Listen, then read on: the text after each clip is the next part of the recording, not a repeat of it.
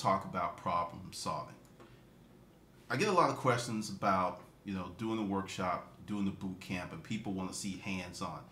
And I actually have tried to go to auctions, but the thing is, there's so many people at the auctions, you can't like talk and dialogue without someone else getting the benefit of that conversation. So it's really a hard thing to do. Then I thought about buying a unit and then telling you why I bought it, but that's not like showing you the heat of the battle. Then I really thought, how can I convey this in a manner that will work for everybody? And I had to take a few steps back and really look at my methodology on how I bought units. And it was like it popped out. One of the biggest predicators of me buying a unit was how many problems would it solve. If you remember, I had an extensive background in furniture, so I looked for furniture because I knew furniture. But one thing about furniture, people buy a table and chair set because they need one. They buy a washer and dryer because they need one. They buy a sofa set because they need one. Now, they may spend a little extra for something a little extra fancy, but I have sold a lot of regular, run-of-the-mill, plain stuff because someone needed that particular item. And that's how I bought my units. Because, let's be real, if a unit is stacked from the ruler to the tutor like I like them, there's only going to be a few signs. Some of those signs are on point. Sometimes they're just a red herring. But what worked well for me was focusing on things that people needed. And this is the problem solving scheme that I had. We'll look at the unit. The door would go up and there were several things that were going on. I had regular customers. So I'm going, okay, I have this. I mean, it's kind of hard to explain how many things, hold on, were going on. Stack one, door goes up. I see a room full from the ruler to the tutor, but I see right here is a refrigerator. Okay, that tells me usually if there's a refrigerator and it's a 10 by 20, there's going to be a washer and dryer. I'm like, okay, so this is a household unit. What comes up in households? Furniture. Also, some things you don't really think about this so well. Picture frames, towels, sheets. My business was predicated on things that people need, things that solved problems. And I think subconsciously I thought it was something else, but as I've been sitting here putting together, information to give to you, it kind of dawned on me. My whole focus for that business, and my partner agreed, was get things that people need. And it's not as hard of a sell, and you don't have to dress it up. The fascination with those damn shows, yeah, I'm a little salty right now. I'm a little salty because it's just like it's getting to be too much. But, I will get over it one way or another. But the thing is, when you look at a unit, you have to look at, number one, what's in that unit that people need versus what they want. Give you an example. I bought a unit, had a real Rolex.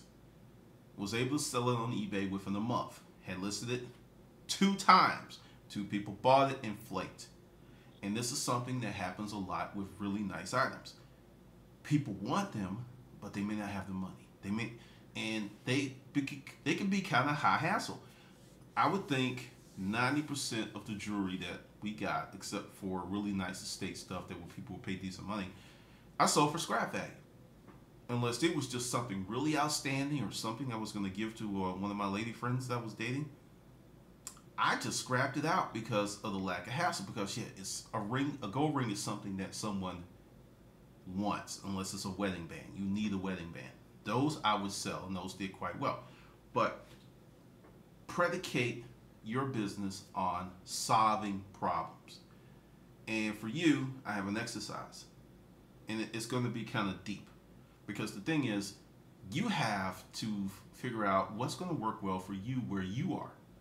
Like I have people who are in New York. New Yorkers live in buildings, so a lot of people don't have washer and dryers. They're kind of rare.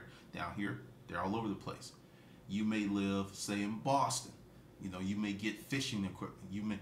And in Boston, you have a chance of getting real period piece antiques because you know everything wasn't burnt up there. So you have to go number one, you know, and also someone that pointed out, I should let you know that the name of the book may change a little bit because right now I'm testing a lot of stuff out, but the book is already well above the original Making Money A to Z. And this section is going to be in the book and it's just going to be more concise and it's going to be layered out. But you definitely have to figure out what's going to work for your town and what's going to work for you based on your abilities. Because the whole core of my successful businesses, I solve problems. And when I was in the furniture business, I was a consultant because sometimes I had to say, that's a problem and this is how we're going to solve it to make the sale. Going forward, that's what you're going to have to do for your customers and clients. The days of, you know, features, benefits, it's not completely over, but when you're doing certain things, you have to solve problems. You have to help people along because the internet has completely, well, it hasn't completely leveled the playing field, but it's given the consumer more power than they've ever had before. So people are empowered, more people are doing comparison shopping. So you are a merchant and you know what you went through and you have a great product and you have a great price and it's kind of like big whoop because I can get on the internet and find 20 more people just like you, which creates a serious problem if you're just selling on price. I suggest that, you know, things you have to sell on price, you have to. Certain items are just a commodity. It's just going to happen. But, and by becoming, say, what, a resource for your town, that is something that will make you unique. So the whole core of solving problems is number one, identifying the problem. Like, give you an example. I know I'm going all over this place because I'm still pissed off. But what does your town have and what doesn't it have? Because one of the things that we as entrepreneurs want to do is we come up with this great widget, this nifty thing, and it doesn't fulfill a massive need. It may fill a niche need, which could be good, but in the resale business, to be successful, in my opinion, you need to fill regular run-of-the-mill needs on a consistent basis. The nice stuff, the treasures, the wow factors, the ooh-wee factor, that's nice, but that's not going to keep the lights on and that's not going to pay the bills because they're so far and few between, and when you do get them, a lot of times they're not quick sales. So, figure out what does your town need. 2, figure out how can you solve problems in your own business because the number one problem with buying storage auctions units is the logistics and the storage. Buying is easy. It's the other stuff that comes after. And I think in many ways you would be better suited to solve those problems quick first before you really get heavy into the game because you got to go out there. You have to do stuff, but you got to solve those problems. And in terms of your business, sit back and ask yourself, what's really the weak spot of your business? I will tell you, like, one problem I saw was the flea market.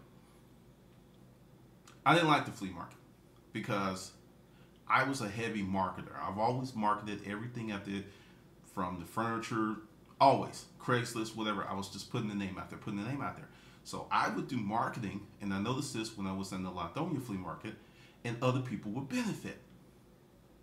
And I noticed this with Amazon. I would drive traffic to Amazon. Other people who sold storage auction books benefited.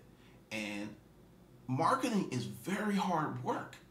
And I do believe in a certain level of compassion for my fellow man, but wait a minute, you know, it's just too hard out here for you to be helping out someone who's not really doing much. You know, in the terms of track and field, they call that drafting. So I was like, the flea market is the best place to move a lot of small, low margin stuff, but there were so many problems there. you had to get there at this insanely early period of time in the morning, because when the flea market became vibrant, you had to be there at 4:30, 5 o'clock to be able to get in to get a space close to the gate. If you were later, you could show up at 12 and get the space, but you're gonna be like way on back there on the South 40. So you had to get up early. Then when you got there, you had to set up your booths, pull stuff out, unpack stuff. So you're up at this insane hour. You're pulling stuff out of boxes. You're setting up. You're in the sun. And if you did any marketing, you were actually sharing that with others who did not. And that really, really bothered me. And one day I was like, okay. And my partner and I, we went to lunch, and I was like, we got to do something, because we got all this stuff stacking up. But we go to the flea market, we're only going to move 10 to 20% of it. Or if we like really lowball it, we'll move 50, 60% of it.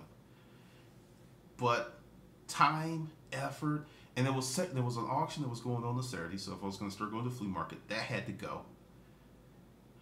And I was just like, how did we do this? How did we do this? And then, bam, create your own flea market. Before we moved everything to the warehouse, we used to, and once again, this is on, if you do this, realize you're probably going against all code enforcement. But on Saturdays, I would fill up the freaking parking lot. I'm not talking about 1 or 2 parking spots. I'm talking bedroom sets. The store was full, okay? Get this, the store was full. But the whole parking lot was freaking covered up. I had furniture out there, I had stuff, I had prices, and was making deals. And the thing is, some days we would sell a bunch of stuff in the parking lot, and some days we hardly sell a few things, but we would draw people and they would come to the store and they would buy. But either way, we had space to put stuff either in the store and fill up the holes, or if the stuff in the, it worked out. It really worked out. And that was how I solved the problem of the flea market and moving low margin items, because I despise working my ass off to help other people who are really not working that hard. And that's what happens when you're a marketer. Like, if you just go to the flea market and you do no marketing and you bring none of the customers that you work very hard to gain, that's not so bad. But I remember one day, and it was a Saturday, and I was dropping off some stuff, and just to break it down to you, the Latonia flea market consisted mostly of black vendors and black customers. Few white people, but not that many. Also, there was a certain look to the people that lived in the neighborhood. Well, I'm walking in the flea market, and I see this white girl and I see this white guy who kind of look like hipsters. That would be the look they had. And they're talking to someone else, and just something said, hey, talk to these people. And I said, are you looking for a search? Yeah! And I just looked at the chick. Oh, I was going to tell him where you weren't here. I was like, okay, so I went in there. His name was actually Daniel. I actually remember his name. And I showed him, because what it was a Danish dresser, mid-century, but it needed a little work, and I was selling it for $100. If the thing was cleaned up, it'd been like $500, but it had character. It was still serviceable. It didn't look bad. I took some Howards, put it on there, had it nice, looking nice. And he and this girl was like, yeah, and they took it. And dude gave me the money, and they both picked it up, and they started walking down the flea market. But you have to solve these problems. And this is just me giving you some things that I do. If you ever go to Cracker Barrel, and I know a lot of black folks don't go to Cracker Barrel, but I love Cracker Barrel, screw them. On the table is this little pyramid game. And every time I go in there, I play it. And my goal is not to just solve it because I can solve it, but to solve it faster. Because it trains your mind to look at things from a different aspect. That's how you have to look at units. Every unit's not going to be the same, but you have to look at how many problems will that unit solve for your customers. If you look at it as, ooh, there's some nice stuff in there and it should go and we can get, then you're into trouble. One of the things is, like, with the shows, you see things that are not 100% accurate, because once again, I was watching this show, and Alan and Todd go into this town and they just run over the regulars. That's not going to happen in real life. It's not the way they do it. But in real life, there's a certain thing, like if you have a store, you're going to be able to get more money for stuff because you're going to be able to present it better than someone who doesn't have a store. Well, I shouldn't say a store, a warehouse. Let's insert warehouse in front of store. Warehouse in front of store on everything.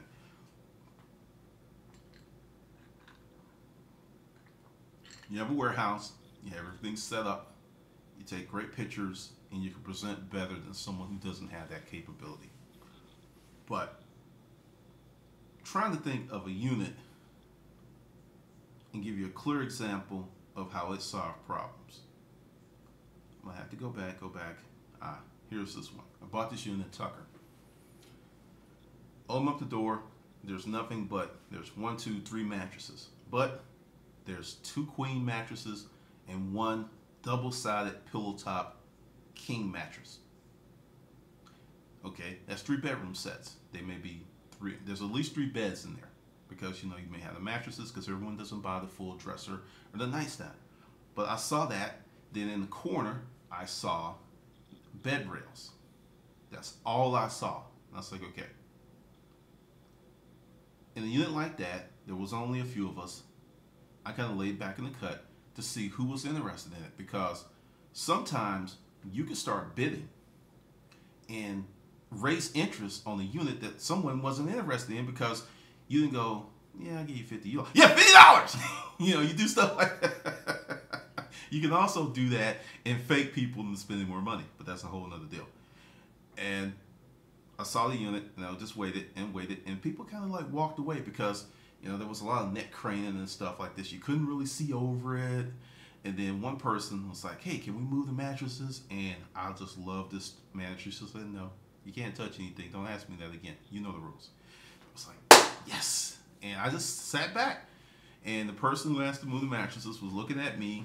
And I was like, I didn't say a word. I was just waiting because she was trying to bird dog off of me. So I let her. She kept looking. And then the manager was like, anyone going to bid? Anyone going to bid? And I was like, I give you 25. And the chick right there, just to be an ass, she's like 100. And because she didn't know. She was, like I said, she was keying. But the thing is, at that point in time, you could sell a pillow top, double-sided king size for $250, $300 because they were going for $1,000, $1,200, $1,500. But I knew that, but she didn't. So I had a lot of room just on the mattresses if really there wasn't anything in there. But the whole unit was loaded from the root to the tulip. But I didn't buy that unit based on treasure. I bought that unit on, I know I can sell these 3 mattress sets. Provided they were clean. From the side, they looked clean. The fact that they had plastic under the edges gave me hope. And when I did pull them out, they were great condition. No stains, no rips, no smells, and nothing. Easy to sell. And the 3 bedroom sets were in there. Another unit, sports equipment. I'm up in Alpharetta. Door goes up, and there's boxes, totes, clearly a man's unit. I see a bicycle tire. Well, yeah, I see a bicycle tire, but it's one of those, a knockoff, one that you just flip flip the little switches and you take it on and put it off. I saw that, and I was like, okay, Atlanta, we have a lot of avid cyclists here. I'm looking at the unit, and any bike, and I already know any bike that has that capability where you can flip the front wheel on and off like that, it's usually not going to be a cheap bike. It may not be thousands and thousands of dollars, but it might be a bike that I can get $150 to $500 for.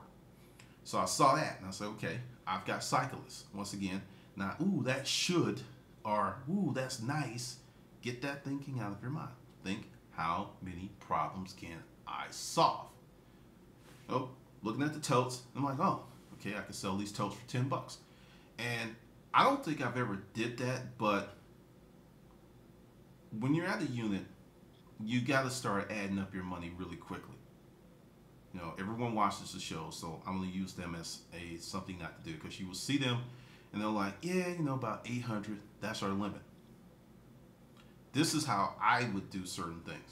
And I might take one of the shows because, oh yeah, I can't put the shows on YouTube because I, copied Storage Wars Season 1 and had it on the channel. I had no ads on it. Well, A&E took offense and they accused me of copyright infringement, and I had to take it down.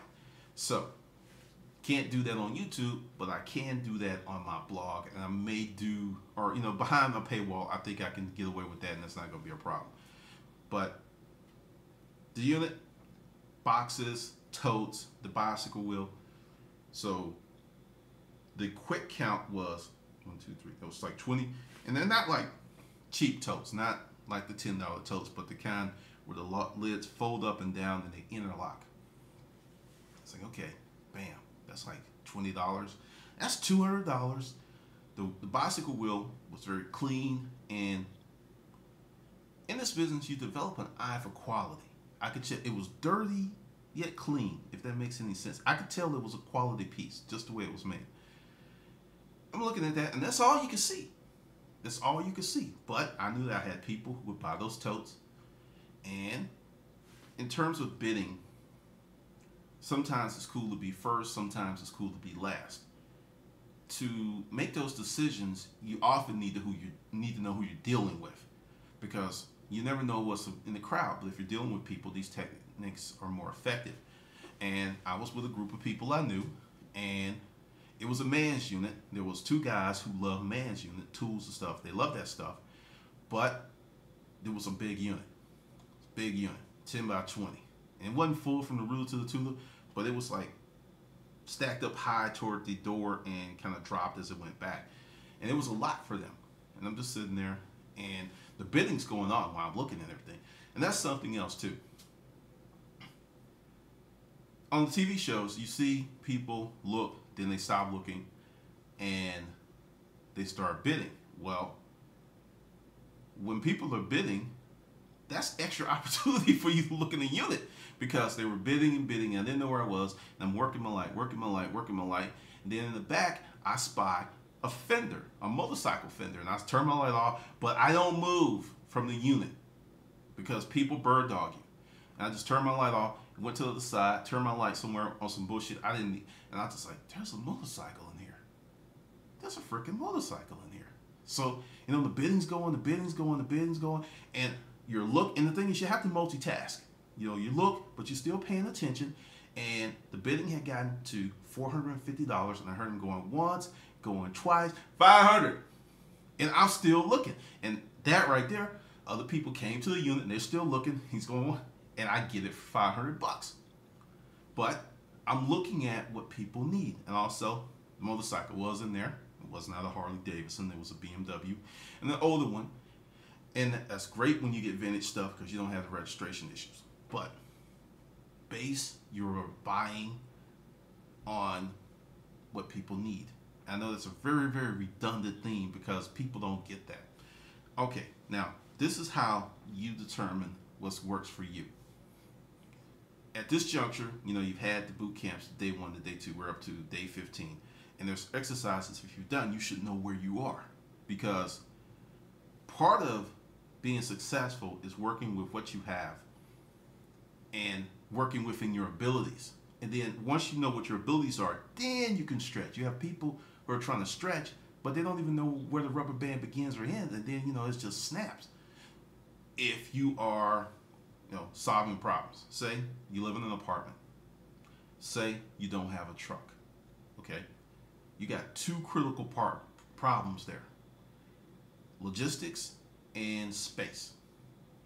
That's your big problem to solve. What are you going to do? If you want to get in the game, you're going to have some place to store. The last section was about alternative space of storage, and also said that this whole thing is geared toward people who want to do it full time, get a warehouse, be more involved than the average person.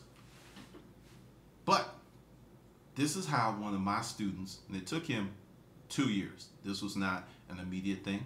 It was not an overnight thing. But it took him 2 years. He was in an apartment. He wanted the business. He was like, I love this. This is me. He had a passion for it. He's like, I love this stuff. I love your stories, and I love all these things. And, he paid me at one point, and also, I'll talk about that later. But, he paid me my per hour rate of $150 because he bought all the books, took boot camp, and he said, look, 100, and I actually gave him more time than that. And we just kind of worked out with some stuff. And he'd call me, and what would you do in this situation? And bam, we worked it out. And I was like, you have to set some goals. You're going to have to get out of that apartment, because if you have a house, at least you can do your eBay and Amazon stuff there and then store big stuff in the storage unit. And also, since you're working from home, you have a legitimate tax write-off. And this guy went from an apartment, a little crappy car, to getting a 4-bedroom house, and he has a store now. But it took him 2 years. And it really didn't get good till this year. But this is what we did. I set him up. I said, okay. And it's actually in the book, but I'm going to go through it, and it's going to be a modified version in the new book. This is what you do. You solving problems. You get 1 unit for staging purposes, and it's going to cost you money. 1 unit for staging purposes, where people have enough room to walk around and look at stuff, and 1 unit that you can stack and you can cram up. And ideally, and it took him, I thought it would take like 3 months, but it actually took him 8 months to get this going, because at one point he had 4 units. He had 2 showroom units and 2 warehouse units that he just put stuff in. He worked out of, and he had his Amazon stuff in there, and he had his eBay stuff in there, because I said, what's going to happen is you're going to become claustrophobic in your apartment. It will take over your apartment. You got a 1-bedroom apartment. You don't even want to take this stuff there. And he worked it out. He got the mobile wireless, and he was able to work in the units. And I get these stories, and he just told me, he's like, this is the best thing that's ever happened to him. And is he making like 6 figures? No, he's not. Probably this year, the way he's going to probably make a profit of about $55,000, $60,000. But in his neck of the woods, that's very good income. And he said, and these are some of the benefits of really pushing forward. It was a guy who, because people talk to me, and I get a lot of emails and stuff on share. He didn't get a lot of respect. He was just an average guy that really wasn't doing well in life, and people tend to treat you like shit when you're in that situation. He said his mother and father started to respect him. And, this was not something he was looking for. He wanted to make money. His dad came up, because his dad and mom, they needed some stuff. And he was like, oh, I got that. And he took it over to the house, and he's like, oh, no, it's an early birthday gift, whatever. And he said that has improved his relationship with his parents. His father actually said, you really are doing quite well for yourself. I'm really proud of you. And he said up until that point in time, his dad never said that to him his whole life. And this was a 32-year-old man. His dad has never, ever said that to him. And he said, even if this business doesn't go on, he said just what he's learned in these last 2 years is going to carry him for the rest of his life in other endeavors. So when you look at this business and you look at the problem of it being hard, you look at the problem of, you don't see a lot of success very quickly. And for me, when I was a loser, at one point in my life I was a loser, I used to be really frustrated, because I would work hard and there was no results. And I would work hard and there was no results. And I would get frustrated and I would stop.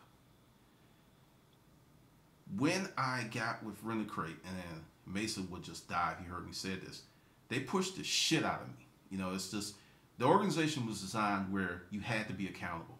There was no way to waffle. You couldn't say, hey, they would ask you point blank. If you said you made 250 phone calls, it's like, sit down and go, mine. And they would look at your entries. And you were just, they had you like that. And it's a very, very uncomfortable experience. It's a very uncomfortable experience. One of the hardest freaking jobs I had in my life, because every day I walked through that door, I had to be accountable. And up until that point in my life, I wasn't. I did well, being smarter than the average bear, because sometimes intelligence can hide laziness. And it just really irked me. But after about 6 months of hell, it didn't seem like hell anymore. Because when you do something for a period of time, it becomes a habit. And I still do many of those things that I learned. And I only worked for the company for 9 months, because I got a much better offer, because I doubled my salary. Bam, I was like, I'm out of here. Like you guys, but hey, this money's talking. And that's the thing I want you to understand. It's supposed to be hard. It's supposed to be challenging. It's supposed to be difficult, because we live in a society, and we live in a digital age where people want the 4-hour work week. I've had many people approach me and I even bought the book. This is my opinion of the 4-Hour Work Week. It's a good book if you're going to start an internet-based only business. Something that you can run completely from the internet. The storage auction business, the resale business, those are businesses that the internet can help you make a lot of money, but you can't completely run it from the internet because, say you sell everything online. No one ever comes to your house. You never have to have a storefront. You just have the place to store and ship from. You still got to go out there and get it.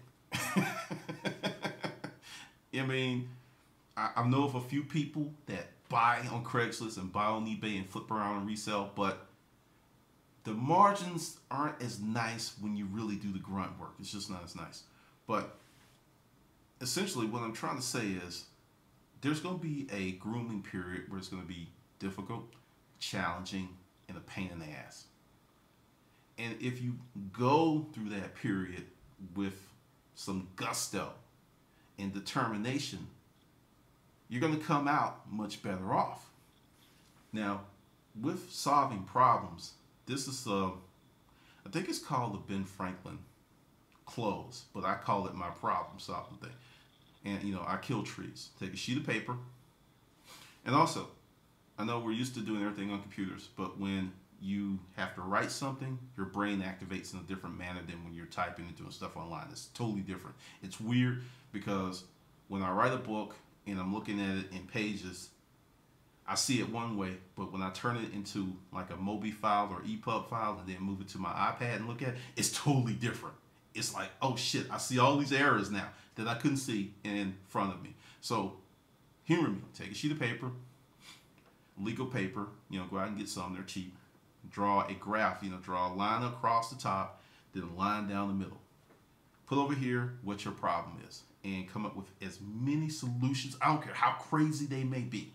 I don't care if whatever.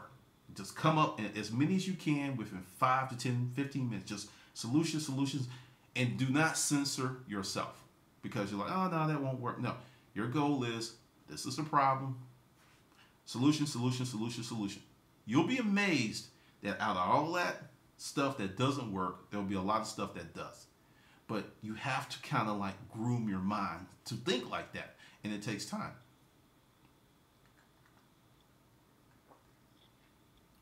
And that's going to be your exercise. What I want you to do tonight is whatever big problem you have in this resale business, create that graph, and for every problem, there's one sheet of paper.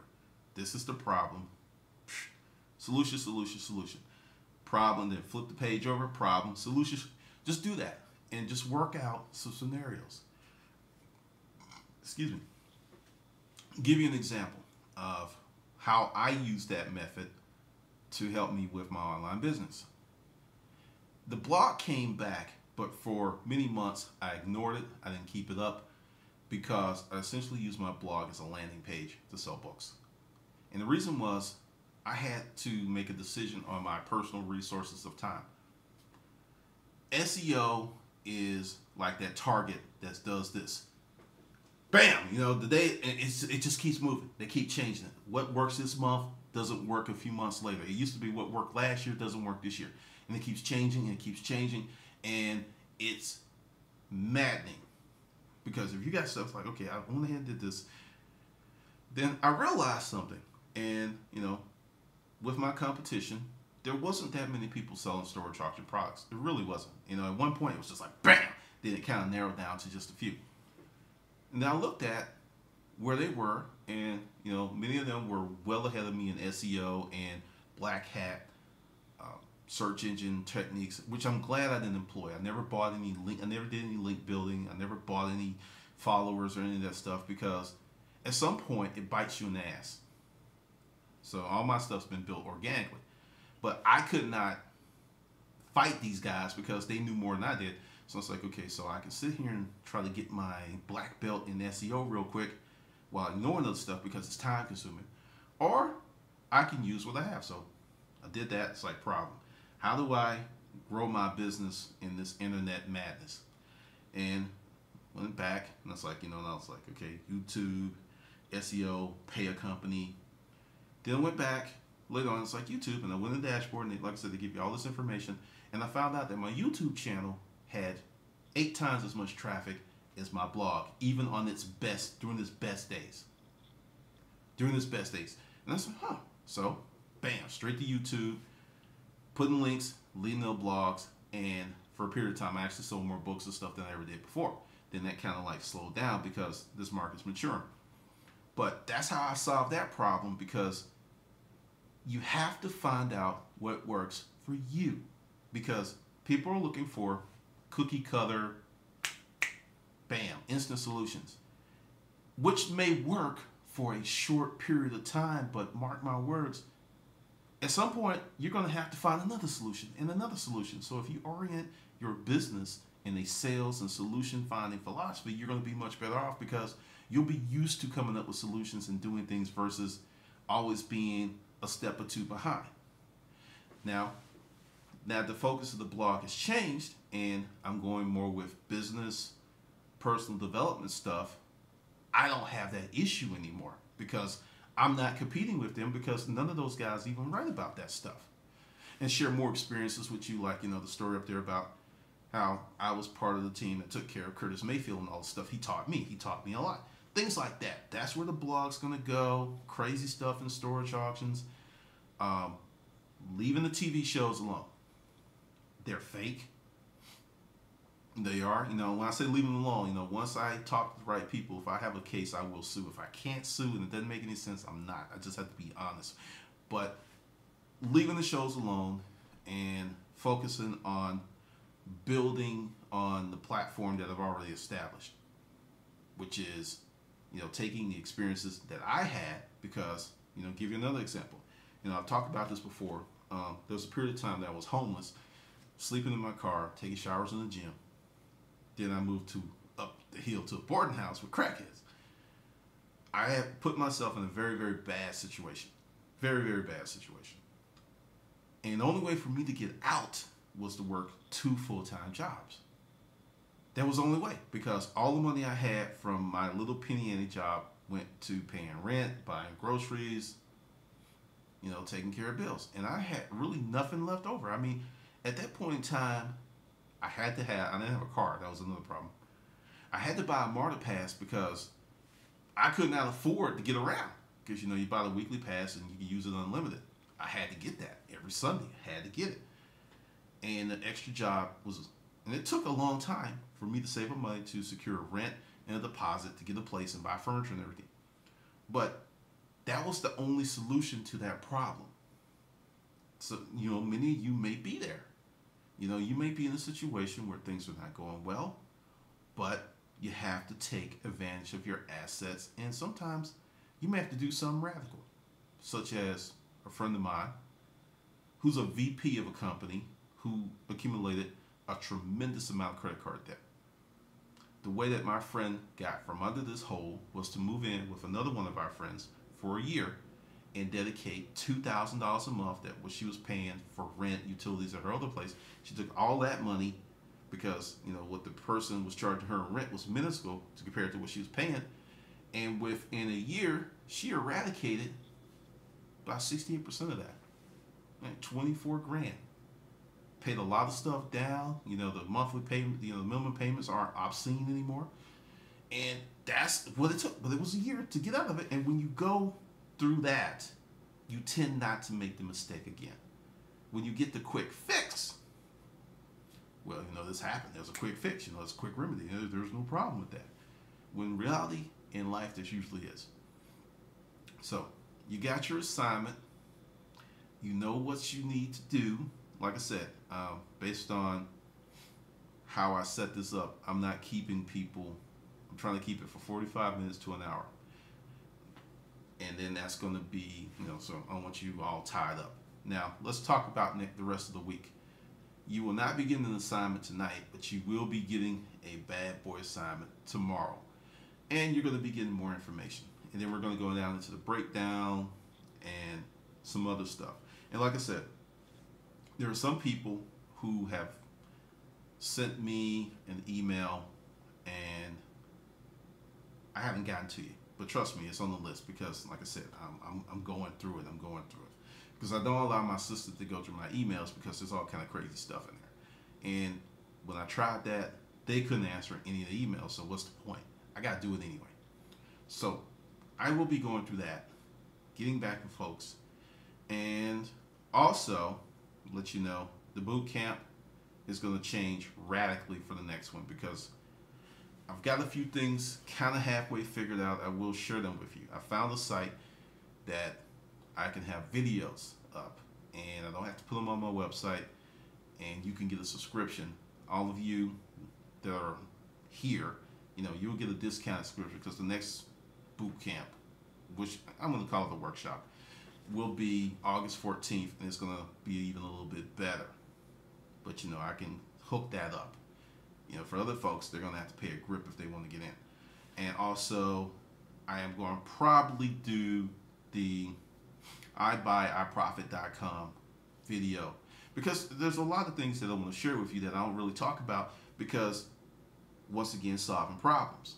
I'll give you a great example. When I put up a video that talks about something like a business plan, CRM, customer relationship management, I don't really get any views.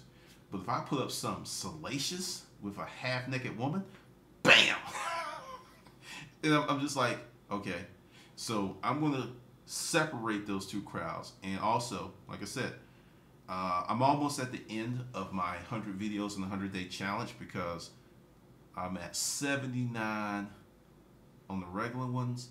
And then there's 11 crazy Craigslist stories. So 11 more videos and I'm done, and I'm going to take a break and work on this other stuff. So, because I'm not gonna lie, crap was hard. It was hard, and I just have I have just enough juice to finish this up. But a lot of good stuff is gonna come, and going forward, you know.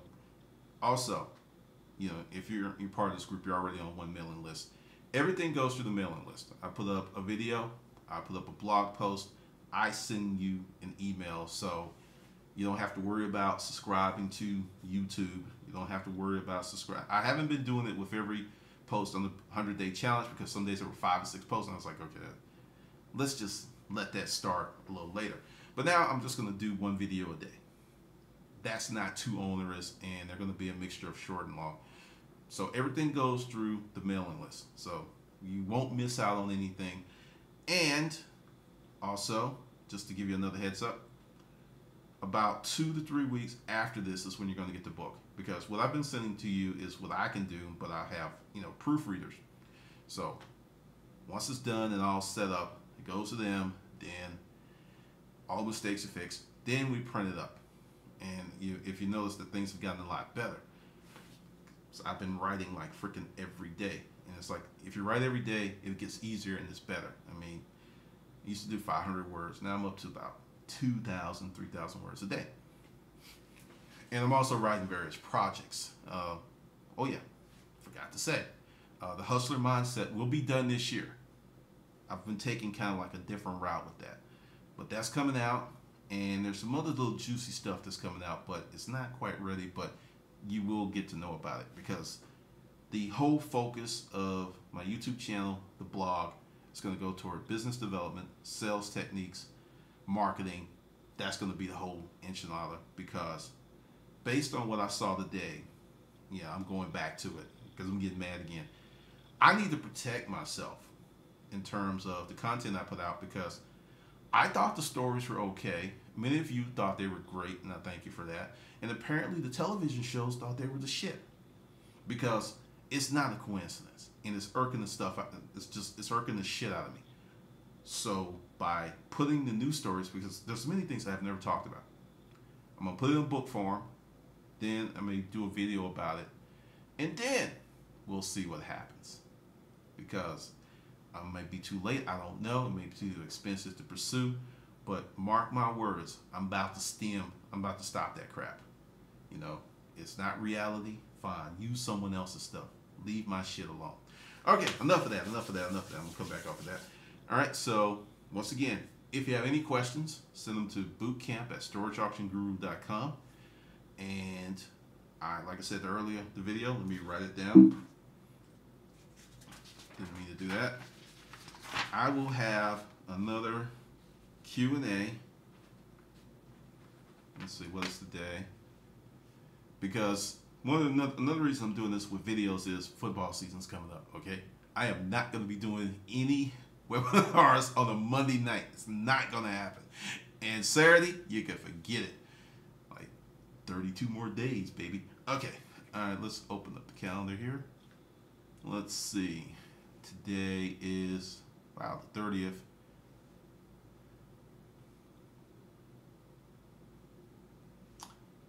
Yeah. Q&A, I will do Saturday at, let's see, 3 p.m. Q&A webinar. That's Saturday, which is the 4th of August at 3 p.m. And since I'm doing this, I can't send the link, but I will set that up as soon as I shut this off. And then we can do the questions and answers. Because at that point, I will be in a much better frame of mind to answer questions. Because right now, I might, go off on somebody, and I don't really need to do that. Okay, well, that's it. And like I said, not leaving you hanging. Hopefully you got some great information from this, and I will see you tomorrow in your email box.